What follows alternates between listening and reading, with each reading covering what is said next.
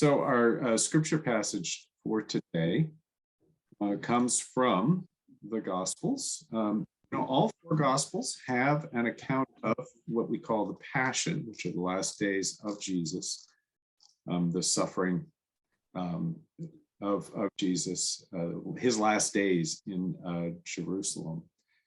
This year, we are reading from the Gospel according to Mark, as it is assigned. A crowd with swords and clubs took Jesus to the high priest, and all the chief priests, the elders, and the scribes were assembled. Peter had followed him at a distance, right into the courtyard of the high priest. He was sitting with the guards, warming himself at the fire. Now, the chief priests and the whole council were looking for testimony against Jesus to put him to death, but they found none. For many gave false testimony against him, and the testimony did not agree. The high priest stood up before them and asked Jesus, "Have you no answer? What is it that they testify against you?" But Jesus was silent and did not answer. Again, the high priest asked him, "Are you the Messiah, the Son of the Blessed One?" Jesus said, "I am." Then the high priest tore his clothes and said, "Why do we still need witnesses? You have heard his blasphemy. What is your decision?" All of them condemned him as deserving death. Some began to spit on him, to blindfold him and strike him, saying, "Prophesy." The guards also took him over and beat him. Bill, could you just? I gotta stop you right there. This is crazy. Hey, wait, I'm trying to read the Passion story. It's the assigned scripture reading for today. I know, but did you hear what you just read? I mean, first, fake testimony, so fake news. Yeah. Second, the high priest goes ballistic when Jesus says, "I am the Messiah," and then suddenly everybody's calling for the death penalty, spitting on Jesus. The guards start beating him up. Why is everybody so stressed out? I mean, come on, you've heard this story before. Let's just talk about this later, okay? We're in the middle of this Sunday worship. We do this every Palm Sunday. I mean, I don't know why you're, so stressed out about this. Bill, look, think about it. Jesus is healing the sick, right? He's challenging the corrupt elite who rip off the poor. Jesus brings outcasts back into the community. So why do people flip out and start beating him up? Look, Well, actually, I think Ned has a good point here.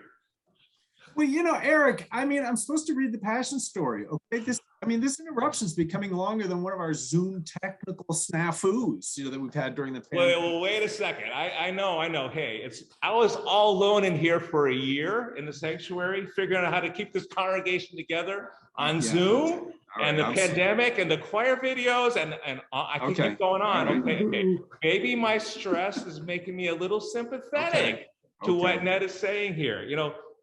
Why did these people suddenly flip out, start beating up someone who's all about God's love? Yeah, all right, okay. I mean, it's your call, but I'm supposed to be reading the Passion story, and I got a lot of things to do today. I'm sure all of us do. Yeah, sure. We got no food in the house. I got to go grocery shopping. Okay. Ned, why do you think everyone stresses out here and starts lashing out at a person who embodies God's love and justice? Ned, what do you stress out about? Well, let's see.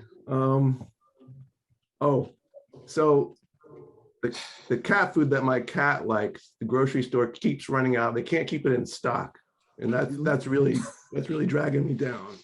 That's it? You're stressed out about cat food? Well, that's not all, Eric. I mean, come on. Like, even when I can find the cat food, I got no place to store it in the basement because I've got 650 cartons of toilet paper there from the early part of the pandemic. So there's no room. So I got a lot on my mind. Ned, I don't believe that. No. But the cat food thing, it can be stressful, I have to admit. Patricia has made some wonderful heart-healthy choices for our cat, Minnie. And she makes the food for scratch for Minnie. But after all that That's work by great. Patricia, Minnie still prefers her crunchies, the potato chips of the cat world. I have to tell you, it breaks Patricia's heart. Yeah, I'm sure it does, Eric. I mean, it's 10:47, really now. I mean, you want to talk about stress? I'm stressed out if I get through this worship service the right, not having it go on for 2 hours. Right. Okay. I mean, what, you want to talk about what caused people around Jesus to become so stressed out they're going to attack somebody else? I mean, I don't know.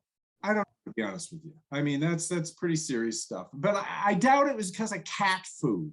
Okay. Cat food is not, the major issue here. I mean, It's kind of a big deal. Jimmy was diagnosed with MS.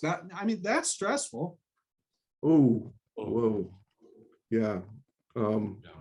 Well, I'm sorry to hear that. And sorry to hear about Jimmy. We do pray for him. And I don't want to make a lot light of it. There is a lot of stress going on in the world, and mental health has been just a huge issue. It's been plummeting around the world throughout this pandemic. So I don't mean to make light of it. Yeah, and like Putin's invasion of Ukraine, it's causing unnecessary death, devastation. Yeah, I mean, there's a lot going on, and all of us are stressed out. Okay. So we're all stressed out, just the same as those people around Jesus 2,000 years ago. So what can we do about it? Some of the more evangelical churches, they promote, I think they're very simplistic solutions. So the other day, I Google searched Jesus and stress, and this is what some churches are saying. I found 12 Jesus habits for coping with stress and 20 soothing Bible verses for stress times. And they claim that Jesus had never felt any real stress. Jesus was perfect, and all we have to do is be more like Jesus. Yeah, I get some comments about, like that from people when I share the news about Jimmy too. And, it just makes me more stressed out, to be honest with you. Yeah, not so helpful. No. Yeah. I mean, the truth is Jesus was obviously facing some very stressful events. His own disciple Judas betrayed him. Yeah, his 3 closest disciples couldn't even stay awake to pray with him, And Peter, his #1 follower, he denied Jesus 3 times.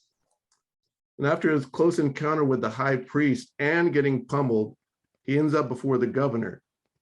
Pilate tries to wash his hands of the matter, but the crowd yells for Barabbas, a terrorist, to be released instead of Jesus.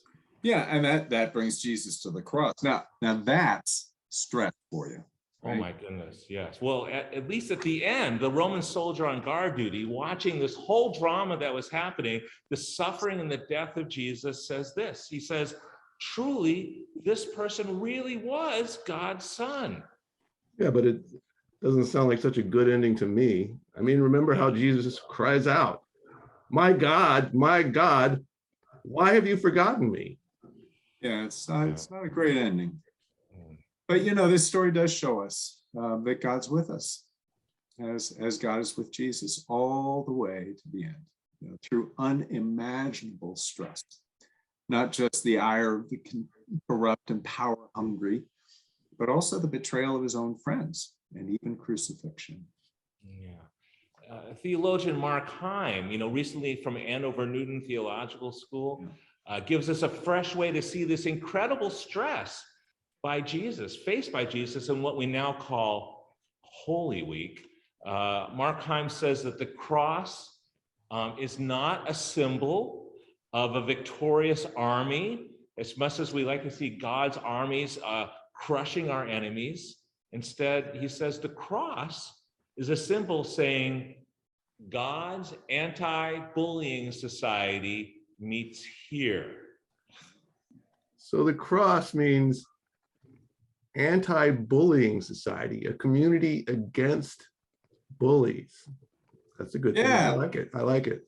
Yeah, I like it too. I mean, it makes a lot of sense to me. You know, through the life of Jesus, standing up for the poor and the weak, and God's standing up against those who bully the poor. Who God's actively working against those who take advantage of the weak. Hey, this anti-bullying idea occurs to me that it's part of our church's new O&A covenant. Yeah. In fact, it reads, God calls us to a ministry of reconciliation and love, especially those who have known the pain of discrimination. Yeah. The Anti-Bullying Society, here we are. It's great. Yeah. We who follow the cross of Jesus are against the bullying of people with different skin colors, ages, economic circumstances. Yeah. We are, in the words of Martin Luther King Jr., we are building the beloved community. We're building a society in which people are not bullied, in which the poor and rich work together. We're meeting to create a community that practices forgiveness, practices healing, practices second chances for everyone, not just for the wealthy and the well-connected. Now I see why Jesus is calling himself the Messiah created such conflict.